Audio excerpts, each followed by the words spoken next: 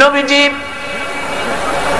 মক্কা নগরীতে 13টি বছর নবুয়ত পাওয়ার পর 13টি বছর ধরে এই দাওয়াতগুলি দিয়েছিলেন। আমি স্বার্থবাদীরা সহ্য করতে পারে নাই বলি নবীকে মারধর করেছিল। নবীজি তিনি বলেন নাই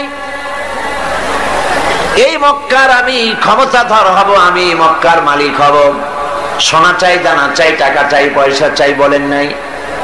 তিনি শুধু এই কথাগুলি বলেছেন, এক আল্লাহর গোলামি করো। এই কথাই তারা বরদাস্ত করতে পারে নাই বলে আবু জাহাল, আবু লাহাব, কাফের বেঈমানগুলি আবু তালিবের কাছে গিয়ে যখন প্রস্তাব করেছিল মুহাম্মদ সাল্লাল্লাহু আলাইহি সাল্লামকে বলেন লা ইলাহা ইল্লাল্লাহ দাওয়াত যেন না দেন, এর বিনিময়ে টাকা পয়সা সোনা দানা যা চাই সব দেব। হুজুরের কাছে প্রস্তাব এলো। নবী করিম সাল্লাল্লাহু আলাইহি সাল্লাম বলেন, চাচাজি ওরা যেটা দিতে পারি সেটা তো স্বাভাবিক, যেটা দিতে পারবে না তাও যদি দিতে পারে, যেমন আকাশের সূর্যটা ধরে এনে ওরা যদি আমার ডান হাতে তুলে দেয়, আকাশের পূর্ণিমার চাঁদ ধরে এনে যদি আমার বাম হাতে তুলে দেয়, এর বিনিময়ে এক মুহূর্তের জন্য তাওহীদের দাওয়াত বন্ধ করে দেব না। আমি আসছি তো এই কাজ করার জন্য, তাওহীদ প্রতিষ্ঠার জন্য। মানুষের চিন্তা চেতনা সব ঘুরাইয়া আল্লাহর দিকে। কার দিকে? আগুনের দিকে নয়, মূর্তির দিকে নয়, কোন মানুষ কোন ব্যক্তির দিকে নয়, চেহারা ঘুরাইয়া ডাইরেক্ট আল্লাহর দিকে করার জন্যই আল্লাহ পাক নবীদেরকে প্রেরণ করেছিলেন। এগুলি ছিল নবীদের দাওয়াত। 13 বছর এই কাজ তিনি করলেন। এখন এসেছে আল্লাহ পাকের। গতকাল আমি প্রশ্ন করেছিলাম, জমিন কার, মানুষ কার, বাতাস কার, আকাশ কার? কি বলছিলেন? সেই আল্লাহর আইনকে ইমপ্লিমেন্ট করার জন্য একটা রাষ্ট্র শক্তি দরকার। সেই রাষ্ট্র শক্তি, রাষ্ট্রীয় পাওয়ার আনার মতো যোগ্যতা সম্পন্ন, চালাবার মতো যোগ্যতা সম্পন্ন লোক দরকার। আল্লাহ পাক 13 বছর বসে সেই লোক নবী করিম সাল্লাল্লাহু আলাইহি সাল্লামকে দিয়ে তৈরি করালেন। আল্লাহর সিস্টেম ভিন্ন, যে যা পারে না আল্লাহ তারে তা দিয়ে তা করানো না। ইউসুফ আলাইহিস সালামকে ফট করে যদি আল্লাহ মিশনের প্রেসিডেন্ট বানায় দিতেন, তাহলে রাষ্ট্র তিনি চালাইতে পারা তার পক্ষে কষ্টকর হয়ে যেত। এই জন্য দেখেন আল্লাহর টার্গেট হলো ইউসুফ আলাইহিস সালামকে কি বানাবেন? বুঝেন না কথা? প্রেসিডেন্ট বানাবেন। কোন জায়গায়? মিশরের প্রেসিডেন্ট বানাবেন। এখন রাষ্ট্র চালাবার জন্য যে জ্ঞান দরকার, রাষ্ট্র পরিচালনার জন্য যে অভিজ্ঞতা দরকার, সেই অভিজ্ঞতা প্রয়োজন ছিল। 11 ভাই এসে ইউসুফ আলাইহিস সালামকে ফালাই দিল ছোট্টবেলায় কুয়ার মধ্যে। ওরা মনে করেছিল যে কুয়ার মধ্যে ফালাই দিলাম এর মধ্যে মরে যাবে, ভূত হয়ে মরে শেষ হয়ে যাবে। কিন্তু ওরা ঠিক পায় নাই যে এটা একটি টানেল, এটি একটি সুড়ঙ্গ। সুড়ঙ্গের এক মাথা দিয়ে ইউসুফ আলাইহিস সালামকে ফালাইছে 11 ভাই, আর এক প্রান্ত দিয়ে আর এক মাথা দিয়ে আল্লাহ তারে উঠাইয়া মিশরের সিংহাসন পর্যন্ত পৌঁছায় দিলেন। এই রাষ্ট্র ক্ষমতায় যাওয়ার আগ পর্যন্ত রাজ পরিবারে তাকে রাখা হয়েছে।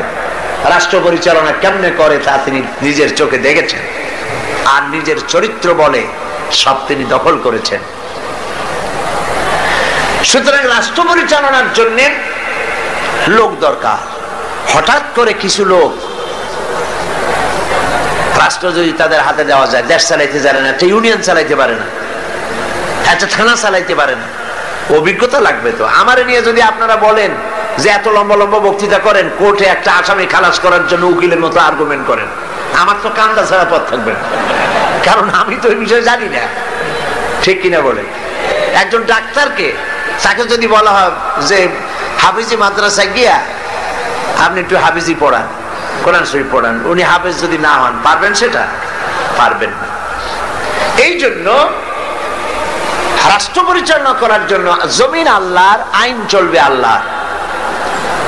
সেই আইনকে কার্যকরী করার জন্য এক শ্রেণীর লোক প্রয়োজন, আল্লাহর আইন বোঝে এবং জীবনের বিনিময় আল্লাহর আইনকে প্রতিষ্ঠিত করার জন্য বদ্ধপরিকর এমন একটি বাহিনী তৈরি করতে নবী করিম সাল্লাল্লাহু আলাইহি ওয়াসাল্লামের সময় লাগলো কত বছর? 13 বছর। 13 বছর ধরে এই লোকগুলিকে তৈরি করে তিনি প্রস্তুতি নিয়েছেন। তিনি জানেন না সামনে কি হবে, পরিকল্পনা তো করছেন আরেকজন, পরিকল্পনা হচ্ছে আরেক জায়গায়। কে করতেছেন পরিকল্পনা? আল্লাহ সুবহানাহু ওয়া তাআলা। নবীজি ঘুমিয়ে আছেন, গভীর রাত্রে হযরত জিবরিল আমিন এসে বলছেন, আল্লাহর নবী, আল্লাহ পাক অর্ডার করেছেন আজকের রাতেই মদিনায় হিজরত করবেন। আপনার ঘরের চতুর্দিকে কাফির বেঈমানেরা দাঁড়ানো, সকাল হওয়ার সঙ্গে সঙ্গে তারা আপনাকে মেরে ফেলবে। নবীজি ঘুমের থেকে জেগে হযরত আলীকে ডেকে বললেন, আলী আমার বিছানায় ঘুমায় থাকো, আল্লাহর হুকুম হয়েছে আমি মদিনায় চললাম, আমার কম্বলটা মুড়ে দিয়া তুমি ঘুমায় যাও। হযরত আলী বলেন, ইয়া রাসূলুল্লাহ, আপনার বিছানায় আপনার চাদর মুড়ি দিয়া ঘুমিয়ে থাকবো। সকাল বেলায় কাফির বেঈমানেরা এসে আপনার বিছানার উপরে আপনার চাদর গায়ে দেওয়া অবস্থায় আমাকে মুহাম্মদ সাল্লাল্লাহু আলাইহি ওয়াসাল্লাম মনে করে আমাকে কেটে টুকরা টুকরা করে বিদায় করে দেবে। আমার মনের মধ্যে কোনো দুঃখ হবে না, কষ্ট হবে না, বরং তৃপ্তি এটাই হবে যে আমি আলীর জীবনের বিনিময়ে আল্লাহর নবী বেঁচে আছেন। নবীজি ঘরের থেকে বেরোলেন, চতুর্দিকে কাফের দাঁড়ানো, হাতে এক মুষ্টি বালু নিলেন, বালুগুলি নিক্ষেপ করলেন। কাফের দাঁড়ানো চতুর্দিকে বালু চলে গেল চতুর্দিকে, এদের চোখের মধ্যে গিয়ে ঢুকলো। কাফেররা চোখ ডলতে লাগলো। এই ফাঁকে আল্লাহর নবী বেরিয়ে গেলেন, কাফেররা দেখলোই না কে কখন বেরিয়ে কোথায় গেল। মহান আল্লাহ রাব্বুল আলামিন পরবর্তী সময় নবীজিকে এই কথা স্মরণ করিয়ে দিয়ে বলেছেন, ওয়ামা রামাইতা ইয রামাইতা ওয়ালাকিন্নাল্লাহা রামা। আপনি নিক্ষেপ করেন নাই, যখন আপনি নিক্ষেপ করেছিলেন আপনি শুধু বালুগুলো ছেড়ে দিয়েছিলেন, আর ওই বালুগুলো ঘরের চতুর্দিকে কাফেরদের চোখে পৌঁছাবার দায়িত্ব নিয়েছিল আল্লাহর কুদরত। নবীজি বেরিয়ে আসলেন, কাবা শরীফের দিকে বারবার তাকাচ্ছিলেন, আর চোখ থেকে পানি দর দর করে পড়তেছিল। বুখারী শরীফের হাদিসে এসেছে, নবীজি কাঁদতেছিলেন আর বলতেছিলেন, হে কাবা, বড় আশা ছিল তোমার খেদমত করব, তোমার পাশে থাকব, কিন্তু তোমার নিষ্ঠুর সন্তানেরা তোমার পাশে আমারে থাকতে দিল না। নবীজি হযরতে আবু বকর রাদিয়াল্লাহু তাআলা আনহুর বাড়ি গিয়ে যখন দরজায় নক করেছেন, আবু বকর বলে দরজা খুলে গেল, লাব্বাইক ওয়া সাদাইকা বলে। হুজুর প্রশ্ন করলেন, আবু বকর এত রাত্রে একটা ডাকেই ঘুম ভেঙে গেল তোমার, তুমি কি ঘুমাও নাই? হযরত আবু বকর বলেন, ইয়া রাসূলুল্লাহ, আপনি আমাকে যখন বলেছিলেন রাতের বেলায় হিজরতের সময় আমাকে সাথে নিয়ে হিজরত করবেন, আমি মনে মনে ভেবেছি কত রাত্রে কখন নবীজি আসবেন, দরজার সামনে দাঁড়ায়া আমারে যদি ডাকাডাকি করেন আর আমি যদি ঘুমায় থাকি নবীর সঙ্গে বেয়াদবি হয়ে যাবে। আমি এই কথা মনে করে বিছানার উপরে আরাম করে না ঘুমায়া আপনার গলার আওয়াজ শোনার জন্য এই দরজার সঙ্গে পিঠ লাগাইয়া দাঁড়াইয়া দাঁড়াইয়া ঘুমাচ্ছিলাম। হযরতে আবু বকর রাদিয়াল্লাহু তাআলা আনহুকে সঙ্গে করে নিয়ে নবীজি মিসফালার ভিতর দিয়া মদিনার রাস্তা ছেড়ে উল্টা দিকে গেলেন। মিসফালার ভিতর দিয়া জাবালে কেদোয়ার উপর দিয়া জাবালে সুর গিয়া পৌঁছলেন। ফজরের রক্ত হয়ে গেল, ভেতরে নিয়ে আশ্রয় নিলেন গুহার মধ্যে। কাফেরেরা সকালবেলা এলো, একজন বলে ভিতরে আসছে আর একজন বলে নাই। হযরত আবু বকর বলছেন, ইয়া রাসূলুল্লাহ, ধরা পড়ে গেছে, বাঁচার আর উপায় নাই। আল্লাহর নবী তখন কি বলেছিলেন কোরআন শরীফে আল্লাহ পাক তার শোনায় দিয়েছেন। নবীজি বললেন, إذ قال لصاحبه لا تحزن إن الله معنا। আল্লাহ পাক কোরআন শরীফে কথা উঠাই দিলেন। إذ قال لصاحبه, তিনি তার বন্ধুকে ডেকে বললেন, হে আমার সাথী, লা তাহজান, ভয় পাইও না, আমরা মাইনরিটি নই, আমরাই মেজরিটি, আল্লাহ আমাদের সাথে আছেন। সুবহানাল্লাহ। কিসের ভয়? সারা দুনিয়া যদি একদিকে চলে যায় আর ইমানদার মুসলমানেরা যদি একদিকে থাকে, কাফেরদের হাজারো চক্রান্ত, লাখো চক্রান্ত কোনো কাজে আসবে না আল্লাহ যদি সাথে থাকে। নবী করিম সাল্লাল্লাহু আলাইহি ওয়াসাল্লাম এই ময়দান থেকে মদিনা মুনাওয়ারার দিকে চললেন, আর কাফেরেরা ঘোষণা দিল, মুহাম্মদ সাল্লাল্লাহু আলাইহি ওয়াসাল্লামকে কেউ যদি জীবিত অথবা মৃত অবস্থায় ধরে দিতে পারে 100 লাল উট তাকে পুরস্কার দেওয়া হবে। সুরাকা 100 লাল উট পাওয়ার লোভে বলল, এই কাম আমিই পারবো। খুঁজতে খুঁজতে মুহাম্মদ সাল্লাল্লাহু আলাইহি ওয়াসাল্লামকে মরুভূমির মধ্যে সে পেয়ে গেল। যেই না ধরতে যাবে, কাছাকাছি গেছে, সুরাকার ঘোড়ার পা মাটির মধ্যে দেবে গিয়েছে। নবী করিম সাল্লাল্লাহু আলাইহি ওয়াসাল্লাম পিছনের দিকে তাকালেন। সুরাকা বলল, আমি মাপ চাই। হুজুর বললেন, মাপ করলাম, ফিরে যা।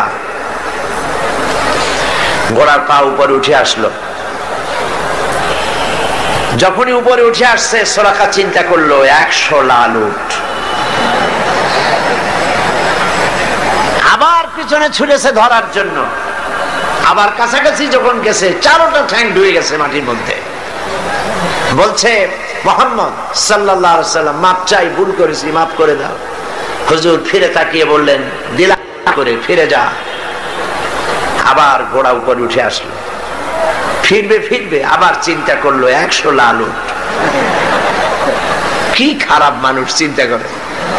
আবার পিছনে পেছনে গেছে। এইবার কাছাকাছি গিয়ে ধরবো অবস্থা যখন হয়েছে, ঘোড়ার 4টা ঠ্যাং, ওর নিজের পা, ঘোড়ার পেট আস্তে আস্তে মাটির মধ্যে গাড়া শুরু হয়ে গেছে। বলছে, মুহাম্মদ সাল্লাল্লাহু আলাইহি ওয়াসাল্লাম, ক্ষমা চাই, আমারে মাফ করে দেন। নবীজি বললেন, মাফ করে দিলাম। উপরে যখন উঠে আসছে, ঘোড়ার পা শুদ্ধ। হুজুর তাকিয়ে বললেন, সুরাকা, এখনো কি তোর বিশ্বাস হয় না যে আমি আল্লাহর নবী? সুবহানাল্লাহ। সুরাকা বলছে, আমি আপনাকে ছেড়ে দিলাম, ধরবো না। তবে এই যে ধরলাম না, সেজন্য কিছু দেবেন না? কি চিন্তা করে। আর নবী কত বড় রহমতের নবী, সুবহানাল্লাহ। নবীজি রাগ করলেন না। এই রকমের ক্ষমতা যদি আমাদের থাকতো হাতে, আমরা কইতাম তোর 14 গোষ্ঠী মাটির নিচে যাক। রহমতের নবী রাগ করলেন না। সে কয় যে কিছু দেবেন না, ধরলাম না যে, সেজন্য কিছু দেবেন না। হুজুর সাল্লাল্লাহু আলাইহি ওয়াসাল্লাম রাগ করলেন না, বললেন, হ্যাঁ দেব। কি দেবেন? তিনি বললেন, পারস্য সম্রাটের মুকুট দেব। সুরাকা মনে মনে খুব অসন্তুষ্ট হলো, মুখ দিয়ে কিছু কইল না, মনে মনে অসন্তুষ্ট হইল। রাতের বেলায় লোক নাই, জন নাই, একজন মানুষ নিয়ে আপনি আত্মগোপন করে মদিনায় যাচ্ছেন, পারস্য সম্রাটের মাথার মুকুট আমারে দেবেন, কিছু দেবেন না, তাই কর। এটা কি স্বাভাবিক কথা? তখনকার যুগের সুপার পাওয়ার। এখন যদি এই মঞ্চে দাঁড়ায় কেউ বলে যে আপনি আমার এই কথা যদি শোনেন, তাহলে হোয়াইট হাউসের চাবি আপনারে আমি দিয়ে দেবো, ওইখানে আপনি ঘুমাবেন কি? তাহলে ওই লোকটার মস্তিষ্ক সম্পর্কে আপনারা সকলে চিন্তা করবেন, বেচারাকে তাড়াতাড়ি হেমায়েতপুর, পাবনায় পাঠায় দেওয়া দরকার, ঠিক কিনা? কেউ চিন্তা করেছে যেটা কেমন কথা? পারস্য সম্রাটের মাথার মুকুট আমারে দেবে, একটা কথা হইল। তিনি চলে গেলেন, মুখ মলিন করে চলে গেলেন। নবী করিম সাল্লাল্লাহু আলাইহি ওয়াসাল্লাম মদিনায় এলেন, ইসলামের রাষ্ট্র প্রতিষ্ঠা করলেন, ইন্তেকাল করলেন। আবু বকর রাদিয়াল্লাহু তাআলা ক্ষমতা এলেন, ইন্তেকাল করলেন। সুরাকা বুড়া হয়ে গেছে, চুল দাড়ি পাকিয়া সব সাদা হয়ে গেছে। এবার ক্ষমতায় হযরতে আমিরুল মুমিনিন খলিফাতুল মুসলিমিন ওমর ইবনুল খাত্তাব রাদিয়াল্লাহু তাআলা আনহু।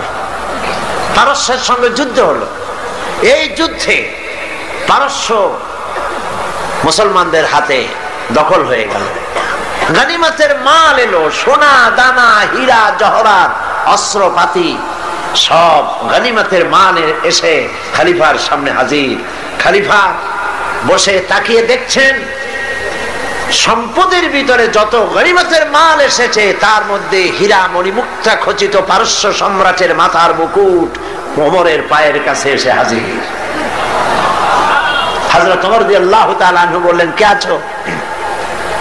চলে যাও, সুরাকাকে ডেকে নিয়ে আসো। সুরাকাকে ডাকা হলো। হযরত আমিরুল মুমিনিন ওমর রাদিয়াল্লাহু তাআলা আনহু সুরাকাকে ডাকতেই বললেন, সুরাকা বুড়া মানুষ, কোমর সোজা করে হাঁটতে পারে না, চুল পেকেছে, দাড়ি পেকেছে।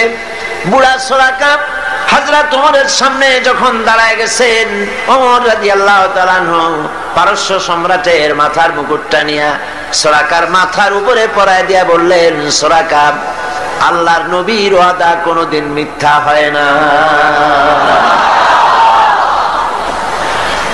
নবী করিম সাল্লাল্লাহু আলাইহি ওয়াসাল্লাম মদিনায় প্রবেশ করছেন।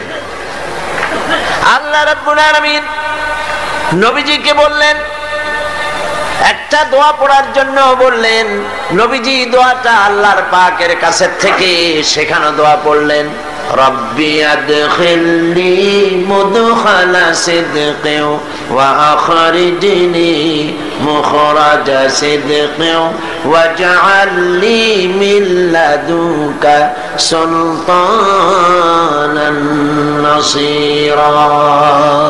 হায় আল্লাহ, সত্যের সাথে আমাকে প্রবেশ করাও, সত্যের সাথে আমাকে বের করো, আর তোমার পক্ষ থেকে সুলতানে নসীর আমাকে দান করো। দুনিয়ার সমস্ত মুফাসসিরিনে কেরাম একমত, সুলতানে নসীর এর অর্থ হলো রাষ্ট্র ক্ষমতা। সুবহানাল্লাহ বলেন। আল্লাহ তুমি আমারে রাষ্ট্র ক্ষমতা দান করো। আল্লাহ শিখায় দিলেন, কারণ রাষ্ট্র ক্ষমতা হাতে না পেলে আল্লাহর আইনকে কার্যকরী করা যায় না, ঠিক কিনা? রাজ্য চলে রাজার চালে, রাজা যেমন হয় রাজ্য তেমন চলে। নিচের পানি উপরে যায় না, উপরের পানি নিচে আসে। কাজে রাষ্ট্রে যদি ইসলাম থাকে, রাষ্ট্রীয় ক্ষমতায় যারা থাকেন ওনারা যদি ইসলাম ভালোবাসে, তাহলে এই ইসলাম সর্বত্র ছড়িয়ে পড়ে। আর যদি রাষ্ট্র ক্ষমতায় যারা থাকে তারা যদি ইসলাম বরদাস্ত করতে না পারে, তাহলে ইসলাম। নবী করিম সাল্লাল্লাহু আলাইহি ওয়াসাল্লাম রাষ্ট্রীয় ক্ষমতা হাতে নিলেন,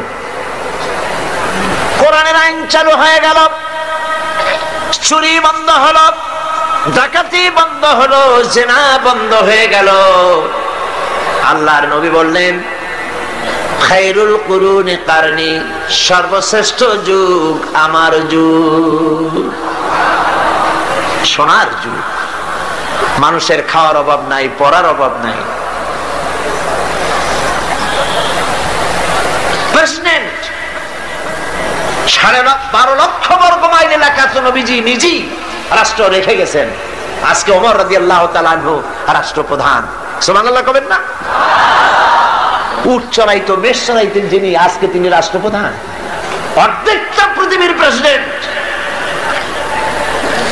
একটার পর একটা রাজ্য জয় হচ্ছে। রোম সম্রাট তার বর্ষিয়ান গোয়েন্দা বিভাগের প্রধান তাকে পাঠায় দিল, দেখো তো অবস্থা তো কাহিল মনে হয়, ক্রমেই যেভাবে রাষ্ট্র দখল হচ্ছে ইসলামের হাতে, কবে না জানি আমার রোমও চলে যায়, কবে না জানি আশেপাশের দেশগুলিও চলে যায়। দেখে আসো ওমরের সিংহাসনটা কেমন, সেনাবাহিনী কেমন, তার স্বাস্থ্য কেমন, লোকটা কেমন। দেখো, গোয়েন্দা বিভাগের প্রধান গেলেন কারে দেখতে? ওমর রাদিয়াল্লাহু তাআলা। মদিনায় অনেকদিন হাঁটে আসছে না কিসে আসছে আল্লাহই জানে। তখনকার যে পদ্ধতি ছিল ওইভাবে আসছে। আইসা মদিনায় ঢুকে জিজ্ঞেস করছে, আইনা মালিকুকুম, তোমাদের রাষ্ট্রপ্রধান, তোমাদের রাজা কই? সাহাবায়ে কেরাম জবাব দিলেন, আমাদের জন্য কোন রাজা হয় না, বাল্লানা আমির, আমাদের জন্য একজন আমির হন। সে আমির হচ্ছেন ওমরে ফারুক রাদিয়াল্লাহু তাআলা আনহু। গোয়েন্দা বিভাগের প্রধান বললেন, আমি তার সঙ্গে দেখা করতে চাই, তার সিংহাসন কই? ওনারা বললেন, ওনার কোনো সিংহাসন নাই, আমাদের সাথে মসজিদে এক জায়গায় বসে, আলাদা কোনো চেয়ারও নাই, বালিশও নাই, খাতাও নাই, এই এমনি আমাদের মাঝেই বসে। কোথায় তিনি? তারা জবাব দিলেন, কোথায় তা ঠিক করে বলতে পারবো না, তবে শুনেছি ওনার উট হারায় গেছে, উট তালাশ করতে গেছে। গোয়েন্দা বিভাগের প্রধান তো আকাশতে পড়ার কায়দা, কয় কি উট হারায় গেছে? তোমাদের তো চাকরি কারো থাকার কথা না, তোমরা কও উট হারায় গেছে আর উট তালাশ করতে গেছে। আমিরুল মুমিনিন, অর্ধেকটা পৃথিবী দখলকারী যিনি প্রেসিডেন্ট, সারা দুনিয়া কাঁপে, যার নাম শুনিয়া উট হারায় গেছে, তালাশ করতে গেছে, আশ্চর্য কথা, কয় কি? আচ্ছা কোন দিকে গেছে? বললো যেদিকে। গোয়েন্দা বিভাগের লোকটি হাঁটতে লাগলো, কোথায় দেখা হয় আল্লাহই জানে। কিছু দূর হেঁটে যাওয়ার পর দেখেন একটা গাছের তলায় একটি লম্বা লোক শোয়া, উট একটা বাঁধা, গাছের তলায় শোয়া, চাদর নাই, বালিশ নাই, হাত মাথার তলে দিয়ে শুয়ে আছেন। সূর্য ঢলে যাওয়ার কারণে গাছের ছায়া সরে গিয়েছে, সূর্যের তাপে মাথার ঘাম, শরীরের ঘাম দিয়ে বালু ভিজতেছে। একজন পরিচয় করিয়ে দিলেন, ইনি আমিরুল মুমিনিন। গোয়েন্দা বিভাগের প্রধান, তার জবান থেকে বেরিয়ে গেল, ওমর, আমার দেশের প্রেসিডেন্ট দুর্ভেদ্য প্রাচীরের মধ্যে থাকেন, চতুর্দিকে দুর্ধর্ষ সেনাবাহিনী, আধুনিক অস্ত্রপাতি নিয়ে চতুর্দিকে দাঁড়িয়ে থাকে, ভেতরে দুগ্ধ ফেনুনি বিছানার উপরে আরাম করে থাকেন, শুয়ে থাকেন রাজাধিরাজ, রোমের সম্রাট, চতুর্দিকে পাহারা, অস্ত্রপাতি, এত শান্তির বিছানা, তারপরেও তার ঘুম হয় না। জানলার কোন ফাঁক দিয়া গুলি আসা কলিজাটারে ফুটা বানায় দেয়। তুমি ওমর, প্রত্যেকটা পৃথিবী তোমার হাতের মুঠোয়, তোমার একটা বডিগার্ড নাই, তোমার বিছানা নাই, বালিশ নাই, নির্বিঘ্নে নিশ্চিন্তে উট বাজে রেখে তার পাশে শুয়ে আছো, কারণ তুমি জনগণের অধিকার আদায় করেছো, জনগণকে গণতন্ত্র দিয়েছো, জনগণের খাওয়ার পরাগ দিয়েছো, জনগণকে বিশ্বাস করেছো, ভালোবেসেছো, তাই তোমার নিরাপত্তার দায়িত্ব গোটা জাতি গ্রহণ করেছে। এটা হলো ইসলাম, এটা হলো ইসলাম। আর যদি জনগণের উপরে খারাপ ব্যবহার করা হয়, যিনি খারাপ ব্যবহার করেন তিনি বুঝতে পারেন ক্ষমতা যখন থাকবে না তখন আমার আর উপায় নাই, সেজন্য সেনাবাহিনীর নিরাপত্তা ছাড়া চলার পথ নাই, তখন নিরাপত্তার দাবি ওঠে।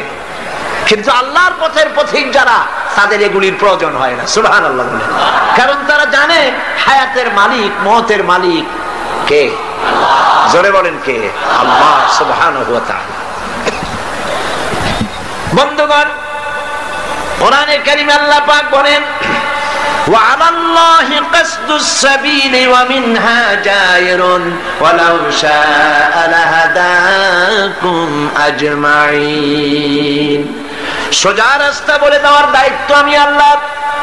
আল্লাহ পাক সহজ সরল রাস্তা বলে দেওয়ার জন্য নবীদের পাঠালেন, নবীরা ক্ষমতা এলেন। আল্লাহর নবী ক্ষমতা এসে নিজের ক্ষমতার পরিধি, নিজের বাড়ি ঘরের সৌন্দর্য বাড়ান নাই, নিজের জায়গা জমিন বৃদ্ধি করেন নাই, একটা বিছানা পর্যন্ত ছিল না।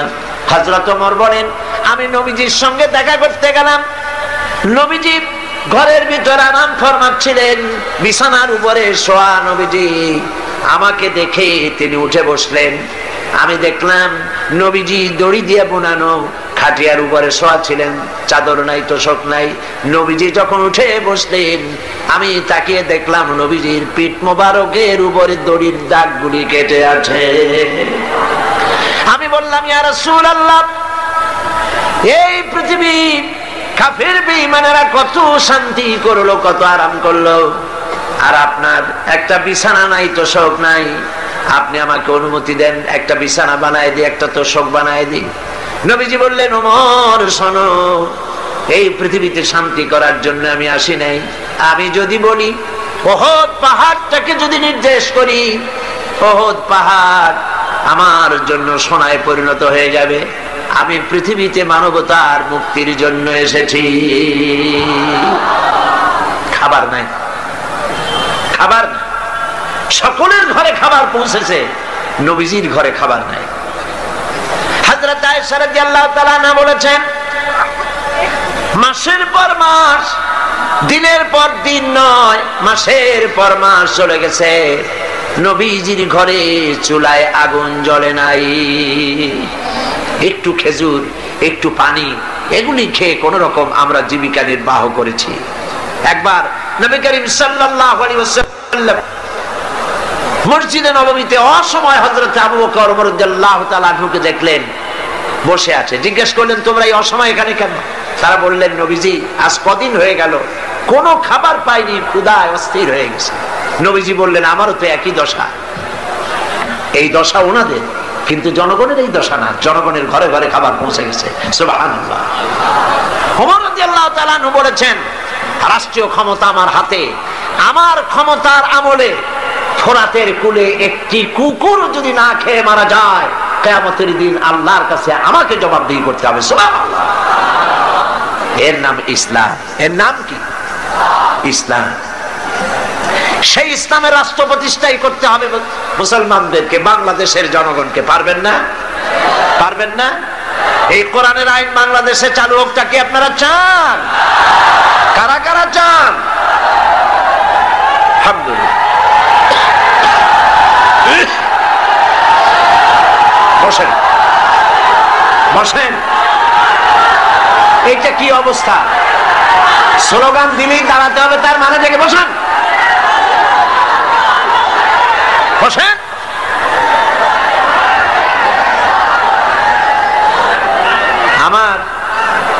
আমার মনে হয় যে আপনারা চান্স খোঁজেন।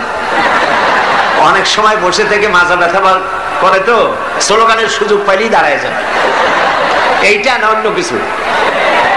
যাক, আলহামদুলিল্লাহ, মাজা আল্লাহ ঠিক রাখুক। কোমর সোজা থাকতে হবে, হাঁটুতে শক্তি থাকতে হবে। যুদ্ধের এখনো অনেক পথ বাকি। একটু জোরে সরে জিকির করেন, সুবহানাল্লাহ, আলহামদুলিল্লাহ, লা ইলাহা ইল্লাল্লাহ। জোরে, সুবহানাল্লাহ, আলহামদুলিল্লাহ, লা ইলাহা ইল্লাল্লাহ, লা ইলাহা ইল্লাল্লাহ, মুহাম্মাদুর রাসূলুল্লাহ। একটা কথা বলে নেই, নিতান্ত নিতান্ত লক্ষ্য করুন, নিতান্ত টয়লেটে যাওয়ার, পেশাব পায়খানার হাজত না হলে কেউ মানুষকে কষ্ট দিয়া বেরোতে চেষ্টা করবেন না। কারণ রাস্তাঘাট, মাঠ সব ভর্তি, যেদিকে যাবেন সেদিকেই মানুষ, আপনি যাবার কোনো পথ পাবেন না। মানুষকে কষ্ট দেওয়া ছাড়া আপনার কোনো রাস্তা নেই। সমস্ত রাস্তা, পথ ঘাট, সিলেটের মাদ্রাসা ময়দান, পার্শ্ববর্তী রাস্তাগুলি সব ভর্তি। আলহামদুলিল্লাহ বলেন। সুতরাং মানুষকে কষ্ট না দেওয়াই, মুসলমানকে খামোকা কষ্ট দেবেন না। নিতান্ত পেশাব পায়খানার জরুরত হলে যেতে পারেন। প্রিয় ভাইয়েরা, নবী করিম সাল্লাল্লাহু আলাইহি ওয়াসাল্লাম তিনি বললেন, আমার ওই একই অবস্থা, চলো আমার সাথে। তিনজনে গিয়ে উপস্থিত হলেন হযরতে আবু আইয়ুব আনসারী রাদিয়াল্লাহু তাআলা আনহুর বাড়িতে। হযরতে আবু আইয়ুব আনসারী রাদিয়াল্লাহু তাআলা আনহু রাসূলকে, হযরত আবু বকর ওমর রাদিয়াল্লাহু তাআলা আনহুমাকে পেয়ে দারুণ ভাবে আনন্দিত হলেন। ঘরের মধ্যে প্রবেশ করে বললেন, বিবি, এমন তিনজন মেহমান পেয়েছি, আকাশের নিচে জমিনের উপরে এর থেকে সম্মানিত মেহমান আর নাই। তিনি একটি বকরি জবাই করলেন, রান্নার ব্যবস্থা করলেন, বাগানে চলে গেলেন, কিছু খরমা নিয়ে এলেন, নবীজিকে বললেন, আল্লাহর নবী, এই খরমা আপনি খান। হুজুর জিজ্ঞেস করলেন, খরমাগুলির মধ্যে পাকা, কাঁচা, আদা পাকা আছে, কোনটা খাবো? হযরত আবু আইয়ুব বলছেন, ইয়া রাসূলুল্লাহ, তিন রকমের, তিন শ্রেণীর খরমাই আপনি খাবেন, অনুরোধ করব। কারণ এগুলি আমার বাগানের খোরমা। যেই শ্রেণীর গায়ে আপনার হাত লাগবে আল্লাহ পাক আমার বাগানে বরকত দিয়ে দিবে। রান্না বান্না হয়ে গেল, গোশত আর রুটি সামনে এলো। নবীজি খাওয়া শুরু করার আগে কয়েকটা রুটি আর কয়েক টুকরা গোশত একটা পোটলার মতো করে বানায়া হযরত আবু আইয়ুবের হাতে তুলে বললেন, আবু আইয়ুব, এই গোশত আর রুটি টুকরা নিয়ে যাও আমার মা ফাতেমার কাছে। গত ৩-৪ দিন হয়ে গেল তার কিসমতে কিছু হয় নাই। নিজেরা না খেয়ে মানুষের দুয়ারে দুয়ারে খাবার পৌঁছে দিয়েছেন, মানুষ যেন কষ্ট না পায়। জনগণের খাবারের বন্দোবস্ত, পড়ার বন্দোবস্ত করেছেন। নবীজি গরিব মানুষের জন্য, মানুষের অর্থনৈতিক সমৃদ্ধির জন্য ব্যাংক তৈরি করলেন। ব্যাংকের নাম রাখলেন বাইতুল মাল। এই ব্যাংকের উদ্বোধন যেদিন করেন, বুখারী শরীফের হাদিসে এসেছে, আল্লাহর নবী উদ্বোধনী বক্তব্যে বললেন, মান তারাকা দায়নান আও দিয়ান ফালাইয়া। যদি কোন ঋণগ্রস্ত ব্যক্তি ঋণ পরিশোধ করতে না পেরে, ঋণ পরিশোধ করতে পারে নাই, এমন অবস্থায় যদি মারা যায়, তাহলে তার ঋণ পরিশোধের যদি কোনো ব্যবস্থা তার না থাকে, তাহলে তার ঋণ পরিশোধের ব্যবস্থা আর তার এতিম বাচ্চা গুলি, বিধবা স্ত্রী আর এতিম বাচ্চা আর ঋণের বোঝা সবগুলি আমি মুহাম্মদ সাল্লাল্লাহু আলাইহি ওয়াসাল্লাম আমার কাঁধে উঠায়া নিলাম। এমন রাষ্ট্র চালু হয়ে গেল, চুরি নাই, ডাকাতি নাই, জেনা নাই, ব্যভিচার নাই, হত্যা নাই, ধর্ষণ নাই। মানুষ শুধু পাইল শান্তি আর শান্তি। সুবহানাল্লাহ। এই শান্তি হলো কিভাবে? কি দিয়া হলো বলেন? জোরে বলেন, কি দিয়া হলো? কোরআন দিয়ে হয়েছে। কোরআন, এই কোরআন দিয়ে যদি রাষ্ট্র শাসিত হয় তাহলে দেশে শান্তি অবশ্যই হবে। আমরা আশা করব বাংলাদেশে এই শান্তি হবে ইনশাআল্লাহ। বলি ইনশাআল্লাহ। মুসলমানদের উত্থান, মুসলমানদের জাগরণ আবার শুরু হবে ইনশাআল্লাহ। মুসলমানরা আজ মার খাচ্ছে পৃথিবীর চতুর্দিকে, চতুর্দিকে মার খাচ্ছে। আমি দেখতে পাচ্ছি, আমার ধারণা ছিল যে আফগানিস্তানে যে ঘটনা ঘটলো, এই ঘটনার দ্বারা আল্লাহ একটা কিছু করবেন, বড় রকমের কিছু আমরা দেখব, কিন্তু সেটা হলো না। কেন হলো না এটা তো আমরা বুঝবো না। ওয়াল্লাহু আ'লামু ওয়া আনতুম লা তা'লামুন। এর পেছনে কোনো পরিকল্পনা আছে। সেই পরিকল্পনাকারী কে? আল্লাহ রাব্বুল আলামিন। তিনি পরিকল্পনা করছেন। 11 সেপ্টেম্বরে আমেরিকায় যে ঘটনা ঘটেছে, এই ঘটনা সম্পর্কে আমার সুস্পষ্ট মত হচ্ছে, যতদূর পড়াশোনা করেছি তাতে আমার সুস্পষ্ট মত, এই ঘটনা ঘটিয়েছে পৃথিবীর ইহুদিদের পরিচালিত মোসাদ, ইহুদিদের গোয়েন্দা বিভাগ, ইসরায়েল রাষ্ট্র, ইহুদিরাই এই ঘটনা ঘটিয়েছে। এর প্রমাণপত্র পত্রিকায় বেরিয়েছে। টুইন টাওয়ার যারা ভাঙলো, আমরা তীব্র নিন্দা জানাই। এখানে হাজার হাজার মানুষ কাজ করে, মানুষ হিন্দু হোক, খ্রিস্টান হোক, বৌদ্ধ হোক, মানুষ মানুষই। এই হাজার হাজার মানুষকে যারা মারলো, যারা অর্থনৈতিক দিক থেকে আমেরিকাকে ক্ষতিগ্রস্ত করার জন্য চেষ্টা করলো, এভাবে আমরা তার নিন্দা করি, ঘৃণা জানাই। কিন্তু একথাও আমাদের বুঝতে হবে যে এই টুইন টাওয়ার, এই দুটি বিল্ডিং এ 50,000 লোক চাকরি করে, তার মধ্যে 4,000 ইহুদি আছে। দুনিয়াবাসী এ খবর জেনে ফেলেছে। ঘটনার দিন 4,000 ইহুদির একটা ইহুদিও কর্মস্থলে যায় নাই। কেন গেল? এই প্রশ্ন আমেরিকার FBI, federal bureau of investigation, পৃথিবীর নাম করা গোয়েন্দা বিভাগ, তারা কেন এটা তালাশ করলো না? ইহুদিরা কেন সেদিন আসলো না? এবং একটার পর একটা বিমান এখানে হামলা হবে, 18 মিনিট পর পর একটা বিমান, দুটো বিমানে হিট করে বিল্ডিংটা ফেলে দেবে। এইটা পূর্ব পরিকল্পিত না হলে পরে চতুর্দিকে ক্যামেরা ফিট করে ছবি ধারণ করলো কিভাবে? এগুলি বিশ্লেষকগণ চিন্তা ভাবনা করছে। মানুষ সব মাথা খারাপ না, কিছু বুদ্ধিমান মানুষ পৃথিবীতে এখনো আছে। সুতরাং কাজটি ইহুদিরা করেছে। কেন করেছে? কারণ হলো সমাজতন্ত্রের পতনের পর পুঁজিবাদী শোষণ থেকে বাঁচার জন্য পৃথিবীর নিগৃহীত নির্যাতিত মানবতার জন্য খোলা ছিল কেবলমাত্র ইসলাম, শুধুমাত্র ইসলাম। সেই ইসলামের দিকে মানুষ যাতে আসতে না পারে, সেই জন্য ইসলাম আর মুসলমানদেরকে মিডিয়ার মাধ্যমে প্রচার করানো হলো সন্ত্রাস আর মৌলবাদ। ইসলাম মানি সন্ত্রাস, মুসলমান মানি মৌলবাদী। তবে দুর্ভাগ্য, এখানে একটা লোক বাজার থেকে খুব জোরে দৌড় মারছে। লোকেরা জিজ্ঞেস করলো দৌড়াও কেন? কয় ভাই মানির মান আল্লাহই রাখে। কয় কেমন? কয় বাবা আর আমি দুইজনে গেছিলাম বাজারে, বাজারের মানুষেরা আমার বাপেরে ধরিয়া জুতা দিয়ে এমন পিটাইলো, আমি আরামসে নিরাপদে চলে আসছি, আমারে কেউ কিছু করতে পারে নাই, মানির মান আল্লাহই রাখে। ওর বাপের জুতা দিয়ে পিটায় আর মানির মান আল্লাহ রাখে। দুর্ভাগ্য এই জাতির এক শ্রেণীর কলামিস্ট, এক শ্রেণীর মুসলমান নামধারী কলামিস্ট, মুসলমান নামধারী ফিচার লেখক, মুসলমান নামধারী সাংবাদিক, মুসলমান নামধারী বুদ্ধিজীবী, মুসলমান নামধারী রাজনীতি, ওরা মুসলমানের ঘরে জন্মগ্রহণ করেও কুলাঙ্গার।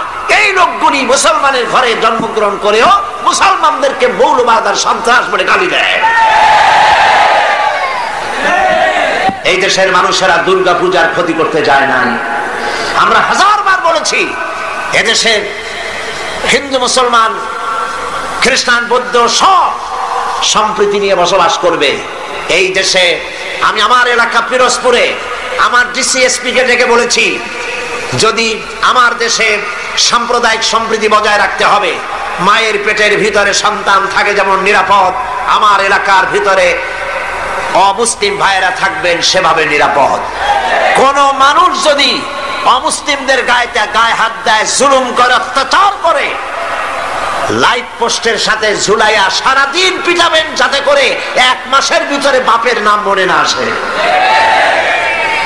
আমার দেশের মতো জায়গায় থেকে যদি আপনাদের মজা না লাগে, শান্তি না পান, তাহলে এমন নিরাপত্তার জায়গা, এরকমের শান্তির জায়গা, সাম্প্রদায়িক সম্প্রীতির জায়গা আর একটা কোথায় আছে আপনি আমাকে দেখান। হিন্দু নেতৃবৃন্দ যারা বলছেন অসভ্য বর্বরের রাজত্ব চলছে, তাহলে হিন্দুস্তানকে আপনারা কি বলবেন? 1947 সনে ভারত আমরা ব্রিটিশ থেকে স্বাধীন হলাম। 1947 থেকে শুরু করে 2002 সাল পর্যন্ত বাংলাদেশে কোনো সাম্প্রদায়িক দাঙ্গা হয় নাই। একথা ঠিক না বেটি? একথা সত্য কিনা? একবারের জন্য হয় নাই। আর তোমার হিন্দুস্তানে 1947 থেকে 2002 সন পর্যন্ত 4000 বার সাম্প্রদায়িক দাঙ্গা হয়েছে। তোমাদের দেশে যখন কোরবানি হয়, ভারতে কোরবানির সময় গরু কোরবানি হয় না, তোমরা মুসলমান কোরবানি করো। মুসলমানদের মসজিদ ভেঙে তোমরা মন্দির বানাও। এই দেশে হিন্দু মুসলমান সাম্প্রদায়িক সম্প্রীতি নিয়ে আমরা বসবাস করছি। এই দেশে সরকার বদ্ধপরিকর সাম্প্রদায়িক সম্প্রীতি তারা বজায় রাখা হবে ইনশাআল্লাহ। সুতরাং নবী তারা এসেছিলেন, আল্লাহর নবীরা পৃথিবীতে এসেছিলেন শান্তি প্রতিষ্ঠা করার জন্য। মুসলমানরা যে দেশে বেশি, ইতিহাস থেকে শুনুন, মুসলমানরা যে দেশে বেশি, সেই দেশেই অমুসলিমরা বেশি নিরাপদে থাকে। আমার এই কথা ঠিক কিনা বলে? ঠিক কিনা? কেন ঠিক? ঠিক এই জন্য নবীজি বলেছেন, সংখ্যাগরিষ্ঠ মুসলিম এলাকায় যারা সংখ্যালঘু হবে, তারা হবে তোমাদের জন্য আমানত। তাদের উপরে জুলুম করবে না, অত্যাচার করবে না। সংখ্যাগরিষ্ঠ মুসলমানেরা সংখ্যালঘু মুসলিমদের উপরে যদি কোনো নির্যাতন করে, জুলুম করে, কিয়ামতের দিন আমি নবী মুহাম্মদ রাসূলুল্লাহ সাল্লাল্লাহু আলাইহি ওয়াসাল্লাম মুসলমানদের বিরুদ্ধে অমুসলিমদের পক্ষ সমর্থন করে সংখ্যাগরিষ্ঠ মুসলমানদের বিরুদ্ধে আল্লাহর দরবারে মামলা দায়ের করব। এ হলো ইসলাম। সুবহানাল্লাহ। এর নামে ইসলাম। কই আমার দেশে, ভারতে, ওই কলকাতায় সপ্তম সংসদে এই বক্তব্য আমি রেখেছিলাম। সেখানে আজান দেওয়া বন্ধ করেছিল মাইকে, শুনছেন আপনারা পত্রিকায়? আজান দেওয়া বন্ধ কেন? শব্দ দূষণ হয়, আজান দিলে শব্দ দূষণ হয়। কপাল পোড়া। আমি পার্লামেন্টে বলছি আজানের শব্দ দূষণ হয়, সেই জন্য মাইকে আজান দেওয়া হয় না। আমার দেশে তো 1 কোটি অমুসলিম আছে। এই 1 কোটি অমুসলিমরা যখন ঢোলে বাড়ি দেয়, তখন তো আমরা বলি না যে আমাদের শব্দ দূষণ হয়, আমাদের আজানের ক্ষতি হয়, আমাদের নামাজের ক্ষতি হয়। আমরা কি বলি? আমার ঢাকায়, বরিশালে, পিরোজপুরে দুর্গাপূজার সময় রাস্তা বন্ধ করে দিয়ে মাইক লাগায় গান বাজনা করা হয় 10 দিন। সিলেটে হয় না? হয় কিনা? আজানের সময় মাইক বাজায়, গান দেয়, বাজনা হয়। কোন মুসলমান গিয়ে বলছে না তোমরা বাজাইতে পারবে না? বলেন, বলেছে? এর থেকে শান্তির জায়গা কোথাও আছে? আমি স্পষ্ট করে বলতে চাই, পৃথিবীতে বাংলাদেশের মতো সাম্প্রদায়িক সম্প্রীতির দেশ আর নাই। অরাজকতা সৃষ্টি করার জন্য তারা এই সমস্ত নেতৃবৃন্দকে সামনে এনে আজে বাজে কথা বলে বাংলাদেশের সাম্প্রদায়িক সম্প্রীতি বিনষ্ট করে বিশ্বের দরবারে বাংলাদেশের মর্যাদা ক্ষুণ্ণ করতে চায়, কিন্তু এই চেষ্টা তাদের ব্যর্থ হতে বাধ্য। প্রিয় ভাইরা, আল্লাহ রাব্বুল আলামিন তার কোরআন এবং নবীর সুন্নাহ দিয়েছেন দ্বীন কায়েমের জন্য। সেই দ্বীন যাতে কায়েম না হতে পারে, সেই জন্য মৌলবাদ বলা হয়। আমি কত পয়েন্ট ভুলি নেই। আফগানিস্তানের এই ঘটনা কেন ঘটলো সেই কথাই তো বলতেছিলাম। ওইখান থেকে ঢোলের বাড়ি পর্যন্ত আসছি, এখন আবার চলেন সেখানে। ওরা নির্বিচারে একটা দেশ শেষ করে দিল। আমি যতটুকু বুঝেছি, ওদের আসল টার্গেট ওসামা বিন লাদেন নয়, ওদের আসল টার্গেট হচ্ছে ইসলাম, ইসলামী আন্দোলন এবং মধ্য এশিয়ার তেল সম্পদ আসল টার্গেট।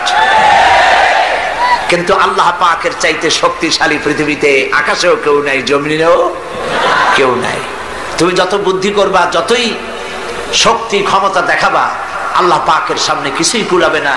ঘটনা অন্যরকম ঘটতেছে, অন্যরকম ঘটতেছে। কিরকম? আমেরিকা বিশাল দেশ। আমি আমেরিকার 22টা স্টেট সফর করেছি। বিশাল দেশ, কয়েকটা দেশ নিয়ে একটা মহাদেশ হয়, আর আস্তা আমেরিকা একটা মহাদেশ নিয়ে একটা দেশ। আমি আমাদের দেশটা কট্টুর দেখেন। ঢাকা থেকে যদি F-28 বিমানে করে যদি আপনি বাংলাদেশ থেকে রওনা করেন, দেশ ছাড়তে চান, আধা ঘন্টা কি 35 মিনিট সময় লাগবে। ডিসি ট্রেনে যদি ওঠেন তাহলে 20 মিনিটের মধ্যে বা আধা ঘন্টার কাছাকাছি সময় দেশ শেষ হয়ে যাবে। যদি আপনি ফাইটারে ওঠেন, মাত্র 9 থেকে 11 মিনিটের মধ্যে বাংলাদেশ শেষ হয়ে যাবে। এই হলো আমার দেশ। আমেরিকা একটা দেশ।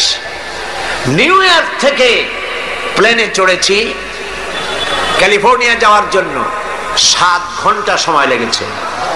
একটা দেশ, একদিকে আটলান্টিক মহাসাগর, আর একদিকে প্রশান্ত মহাসাগর। কি বিশাল দেশ! এই দেশের মানুষগুলি সব বেকুব নয়, পাগল নয়।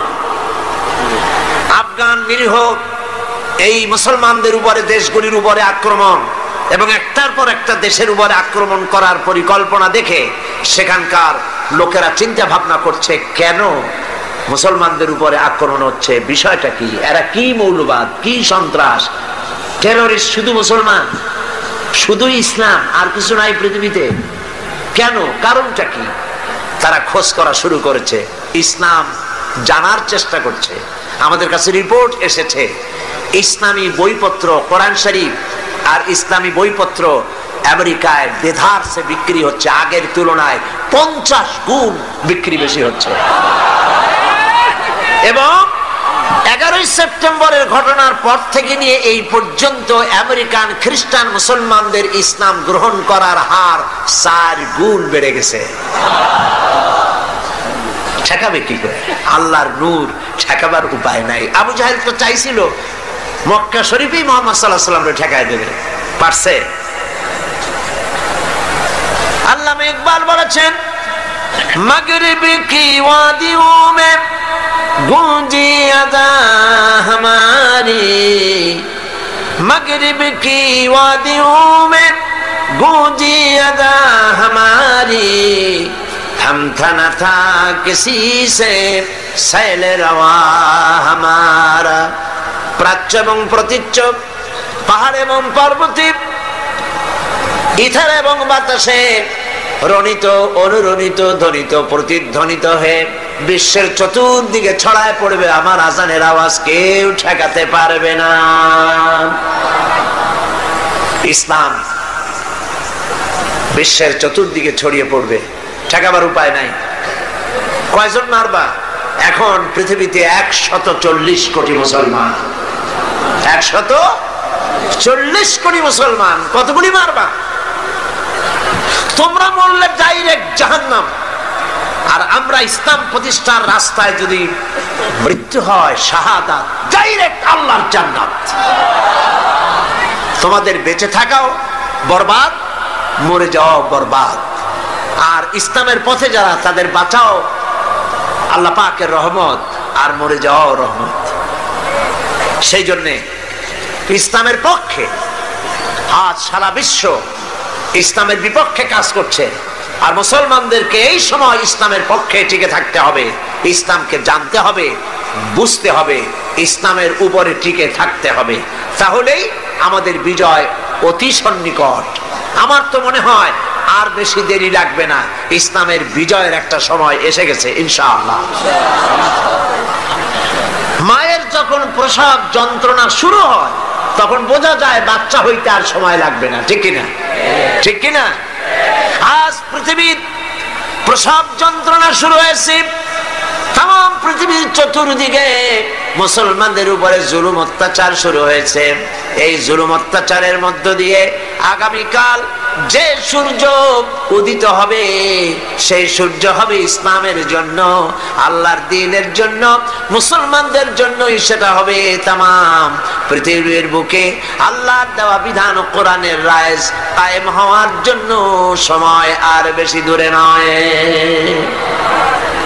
এজন্য মুসলমানদেরকে ঐক্যবদ্ধ হয়ে নবীর পথ ধরতে হবে, নবীর রাস্তা ধরতে হবে।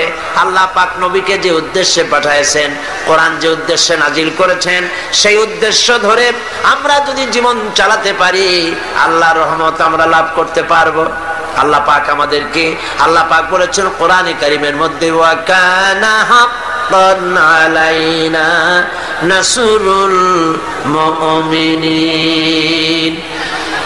আল্লাহ রাব্বুল আলামিন বলেন, মুমিনদেরকে সাহায্য করা আমি আল্লাহর জন্য ওয়াজিব। সুবহানাল্লাহ বলেন, মুমিনদেরকে সাহায্য করা আমি আল্লাহর জন্য ওয়াজিব। মুসলমান বেশি হওয়া লাগবে, সৈন্য সংখ্যা বেশি হতে হবে, অস্ত্র বেশি হতে হবে। আল্লাহ পাক এগুলি বলেননি। অস্ত্র লাগবে, এটা ঠিক, অস্ত্র লাগবে। কিসের জন্য? দিন প্রতিষ্ঠার জন্য। কেউ যদি আমাদের মারে, তাহলে আমরা তো আর বসে বসে আঙ্গুল চুষতে পারবো না, কি বলেন, ঠিক কিনা? এই জন্য জিহাদে আল্লাহর মদদ পাওয়া যায়। মুসলমানেরা আল্লাহর দেওয়া বিধান কায়েমের জন্য যদি চেষ্টা চালায়, আল্লাহ পাক বলেছেন, ওয়ালা তাহিনু ওয়ালা তাহজানু ওয়া আনতুমুল আলাউনা ইন কুনতুম মুমিনিন। কোনো ভয় নাই, কোনো চিন্তা নাই, যদি মুমিন হও আমি আল্লাহ তোমাদেরকে জয়ী করব। সুবহানাল্লাহ। 10 জন সূরা আনফাল আল্লাহ পাক বলেছেন, 10 জন ইমানদার সাবের মুত্তাকি যদি হও, 100-র উপরে বিজয়ী করব। সুবহানাল্লাহ কবেন না? 100 যদি হও ইমানদার সাবের মুত্তাকি, 1000 কাফেরের উপর বিজয়ী করব। সুবহানাল্লাহ। আল্লাহ পাক আজও তার রহমত নিয়ে আসেন, আমরা যদি মুমিন হই। বদরের মাঠে, জিহাদের ময়দানে একজন সাহাবী বলছেন, ইয়া রাসূলুল্লাহ, জিহাদের ময়দানে সবাই নেমে গিয়েছে, আমি একজন যুবক মানুষ, মুসলমান, আমার কাছে কোনো অস্ত্র নাই, মেহেরবানি করে একটা অস্ত্র দেন, আমি জিহাদের শরীক হয়ে যাই। হুজুর বললেন আমার কাছে অস্ত্র নাই। তিনি বললেন ইসলামের এই প্রথম জিহাদে আমি কি করে নীরব দর্শকের ভূমিকা পালন করি, যা পারেন তাই দেন আপনার হাত দিয়া। নবীজি এদিক ওদিক তাকায়া একটা শুকনা খেজুরের ডাল পেলেন, শুকনা খেজুরের ডালটা ধরাই দিলেন সাহাবীর হাতে। সাহাবী বলেন নবীজির হাতের দেওয়া শুকনা খেজুরের ডাল দিয়া জিহাদের ময়দানে ঝাঁপিয়ে পড়লাম। ধারালো তরবার দিয়ে আঘাত করলে যেমন কাম হয়, নবীর দেওয়া শুকনা খেজুরের ডাল দিয়ে আঘাত করার সঙ্গে সঙ্গে কাফের দ্বিগণ্ডিত হয়ে পড়তে লাগলো। কবি বলছেন ফিজাই বদরি পয়দা কুন ফেরেশতে তেরি নুসরত কো, ফিজাই বদরে পয়দা কুন ফেরেশতে তেরি নুসরত কো, उतर सकते गर्दू से कतर अंदर कतर अब्बी। বদরের মুসলমানের মতো ঈমান আজ যদি তোমাদের ভিতরে থাকে, আল্লাহ রাব্বুল আলামিন কাতারে কাতারে ফেরেশতা তোমাদের সাহায্যের জন্য নামায়া দিবে। ঈমানদার হও, মুসলমান হও, আল্লাহ পাক সাহায্য করবেন। আল্লাহ পাকের সাহায্য নিয়ে আমরা কি করতে চাই? দিন প্রতিষ্ঠা করতে চাই। আমরা মারামারি করতে চাই না। আমরা পাশ্চাত্যকে বুঝাতে চাই, খ্রিস্টান, মুশরিক, ইহুদি, দুনিয়ার তাবৎ ইসলাম বিরোধীদেরকে বুঝাতে চাই ইসলাম সন্ত্রাসে বিশ্বাস করে না, ইসলাম যুদ্ধে বিশ্বাস করে না, ইসলাম শান্তিতে বিশ্বাস করে। নবীজি যত যুদ্ধ করেছেন সবগুলি আক্রান্ত হয়েছেন, ডিফেন্সিভ ওয়ার, সবগুলি আত্মরক্ষামূলক যুদ্ধ করেছেন, নিজে আগ বাড়ায়া কারো সাথে আক্রমণ করে নাই।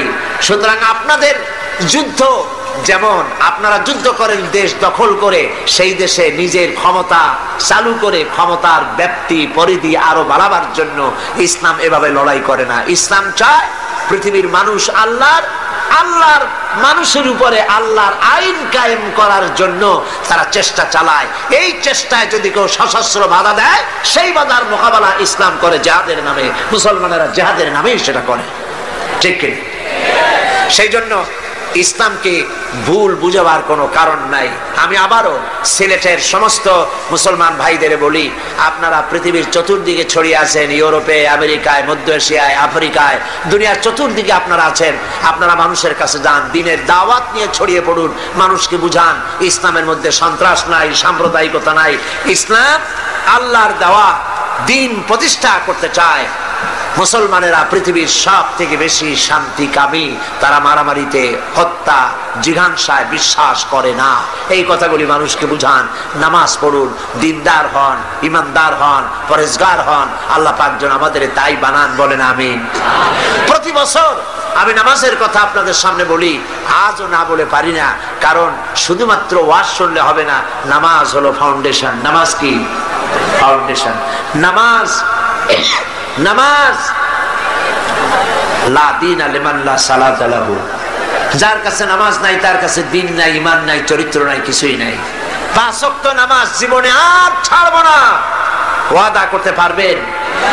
প্রতি বছর করেন, আজও করেন, দুহাত উঁচু করে বলেন, ইয়া আল্লাহ, তোমার পবিত্র নামে ওয়াদা করি, কসম করি, যতদিন পর্যন্ত মালাকুল মউত আমার মাথার কাছে না আসতেছে, ততদিন পর্যন্ত ফরজ নামাজ, ফরজ রোজা ছেড়ে দেব না, ছেড়ে দেব না।